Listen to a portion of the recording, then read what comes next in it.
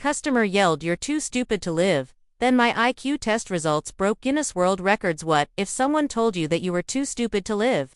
What if their words, laced with cruelty, pierced through your soul and left you questioning everything about who you are? "Hey, my name is Haley." I didn't know what was worst, the words that came from his mouth, or the stunned silence that followed. There I was, standing behind the counter at the coffee shop, trying to juggle the morning rush of orders and keep my composure. Then, it happened. "You're too stupid to live," he yelled, his voice cutting through the hum of the cafe like a knife. The words hit me like a punch to the gut, and for a moment, I couldn't breathe. I had dealt with rude customers before, people who thought the world owed them something just because they had a credit card in hand, but this was different. This was personal. It wasn't the first time someone had belittled me, not by a long shot, but hearing it from a customer, someone I didn't even know, felt different. He didn't even know me. He didn't know that I had spent years feeling like I was always a step behind, like I had to prove myself constantly to be taken seriously. I had grown up hearing the whispers of not smart enough and not good enough, but this was a new low. It was like every doubt, every insult I had ever internalized suddenly came rushing back. His words echoed in my mind as I handed him his coffee, my hands shaking slightly. His face twisted into a smug smirk as he took the drink, leaving me standing there, rooted to the spot. The laughter from the other customers was distant, muffled by the ringing in my ears. I wanted to run, to hide somewhere and let the shame wash over me until it swallowed me whole. But I didn't. I stood there, trying to hold it together. I kept thinking, will I let this define me? Would I let his cruel words be the measure of who I was? Could I stay silent, as I always had? Or was it finally time to fight back against the invisible weight that had been suffocating me for so long? The question lingered in my mind as I cleaned the counter, my hands moving mechanically. What was it going to take for me to finally take control of my own story? I didn't know the answer yet, but one thing was clear. Something had to change. I wasn't going to let this be the moment that broke me. After that day, I couldn't shake the feeling of humiliation. It was as though the words that had been spat at me by that stranger had carved a permanent scar into my soul. What bothered me more than the insult itself was how easily I had accepted it, how easily I had let it seep into my mind and twist my perception of who I was. I couldn't stop thinking about it. I couldn't stop replaying his voice in my head, taunting me, calling me stupid. The problem was, it wasn't just him. It wasn't just this one moment in a coffee shop that had made me feel small. It was a lifetime of these moments, these hidden betrayals, building up to this breaking point. The kind of betrayals that no one could see but me. I had always been the quiet one, the one who kept my head down and worked hard to stay unnoticed. Growing up, my parents had never quite known what to make of me. My older sister was always the star, smart, confident, the one who always had the right answer in class, the one who had the friends, the one who seemed to have it all together. And me. I was the shy one, the one who would get lost in books, avoiding the spotlight. It wasn't that I wasn't capable. It wasn't that I didn't have potential. It was just that I never felt like I measured up.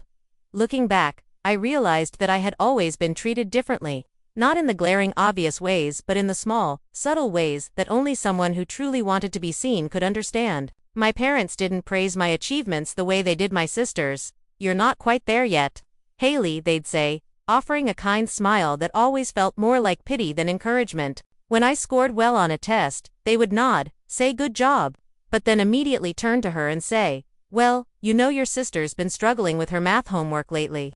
Maybe you could help her." Even my teachers would pass over me, the smart, quiet girl who always finished her work with precision, but never asked for attention, never needed it. "Haley, you're a good student. But there's potential in you that's untapped.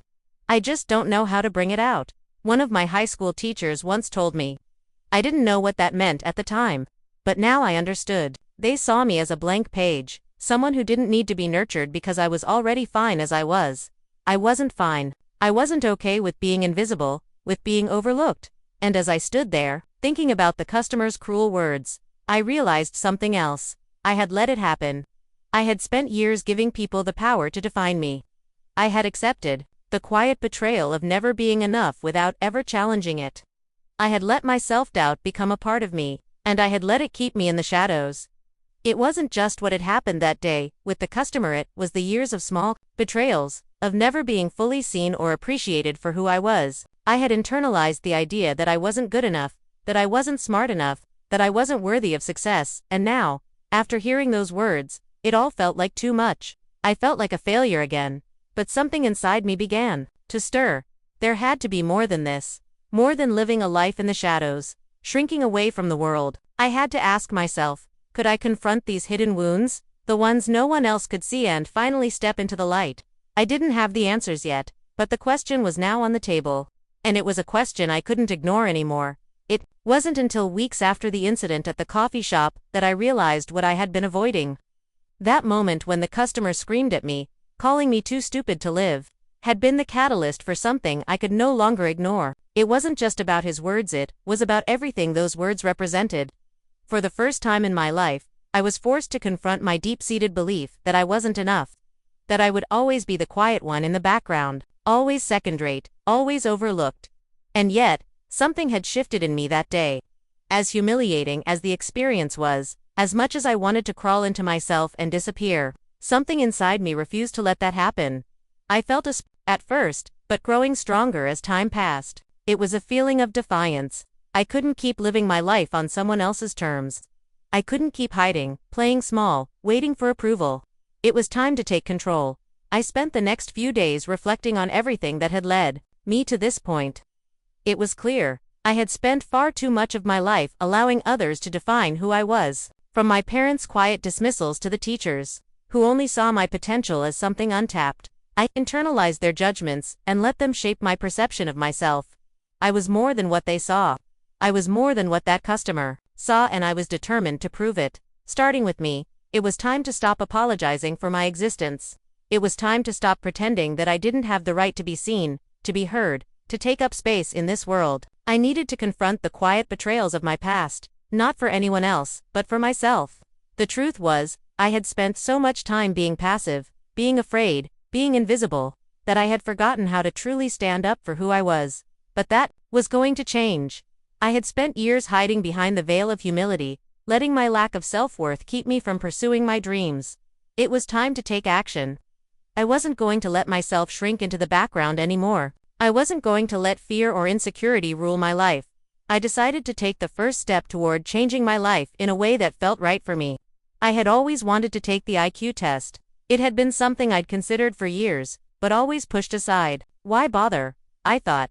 It's just a test. It won't change anything. But now, looking at myself in the mirror after days of self-reflection, I knew it was more than that.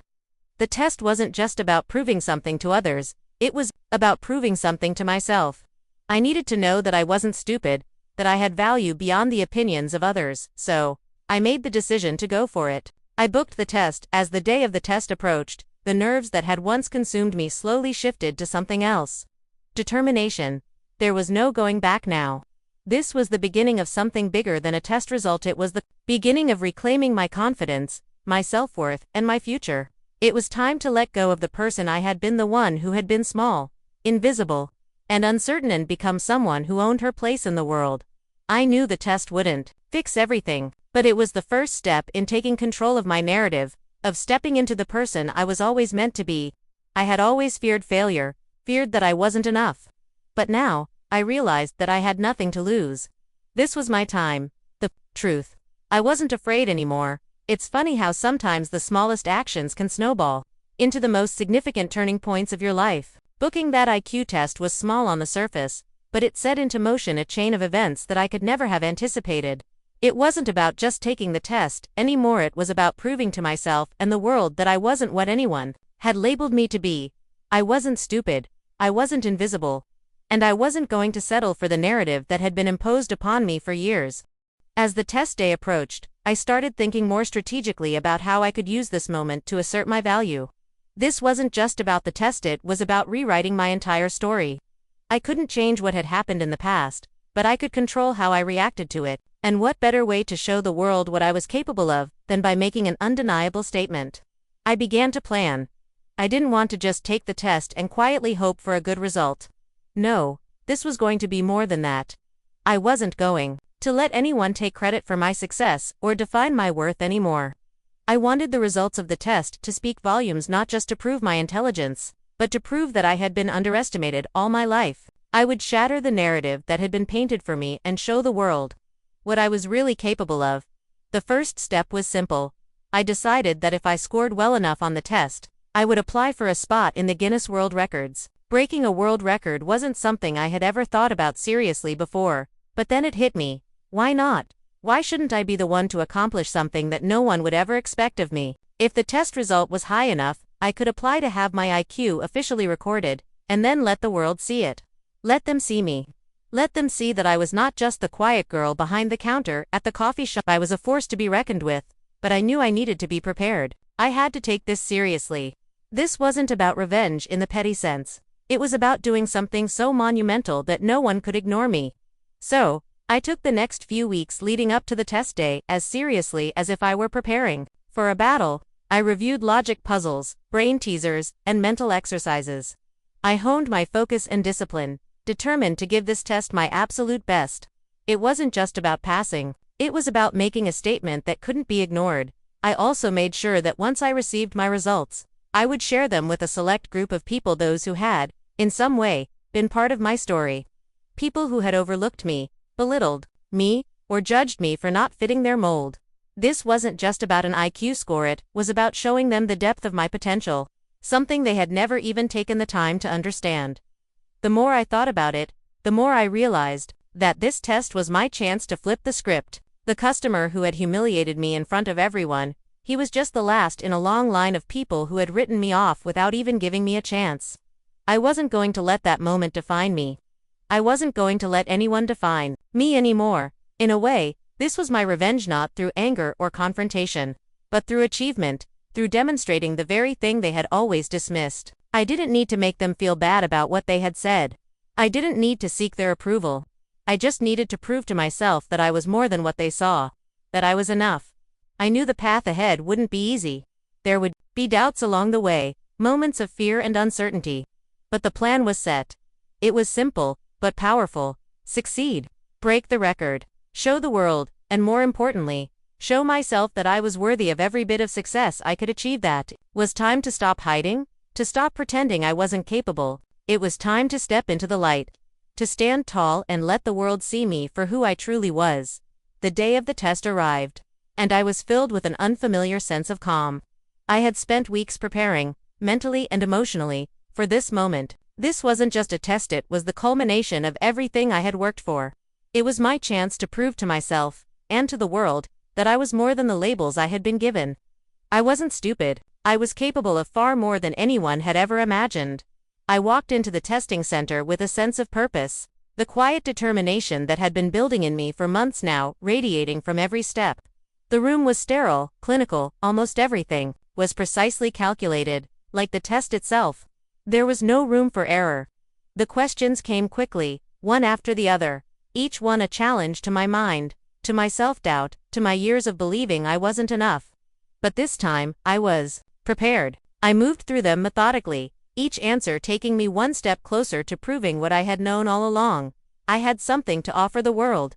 When I finished the test, I wasn't immediately concerned with the results. I knew I had given it my best.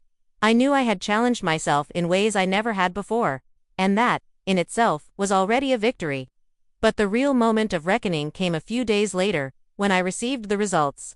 The IQ score was higher than I could have ever imagined, higher than anyone could have predicted. I had done it. I had broken the Guinness World Record for IQ.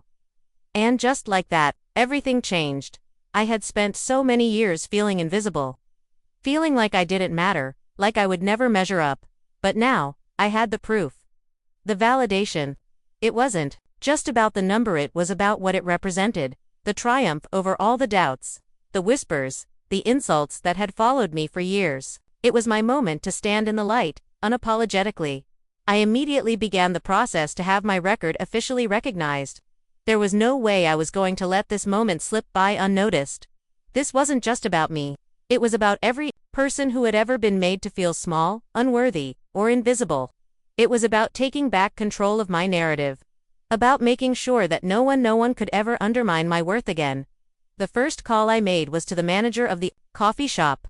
I didn't know if he would still be working there, but I didn't care. I needed him to know that the girl he had humiliated in front of everyone had just shattered the world record for IQ.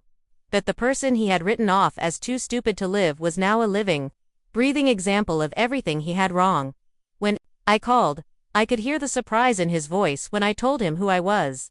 "Haley," he asked, disbelief coloring his tone. I could feel the smugness of that day, his sneering face as he yelled at me, start to fade away as I spoke calmly into the phone.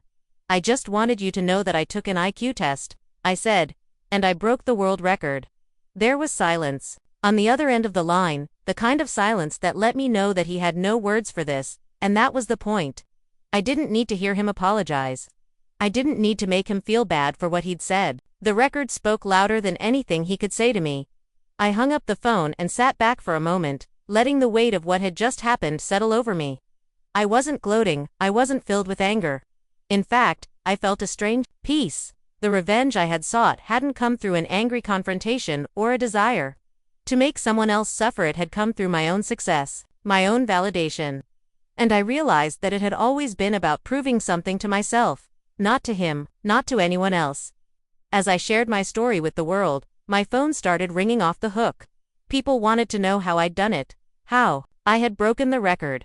But deep down, I knew the answer wasn't in the number. The answer was in the journey I had taken to get there. The transformation from someone who had once been invisible to someone who could not be ignored. There were still moments of doubt. Of course, it's hard to shed years of insecurity overnight. But as I looked at my name in the Guinness World Records, I knew one thing for sure. I was no longer the person I had once been.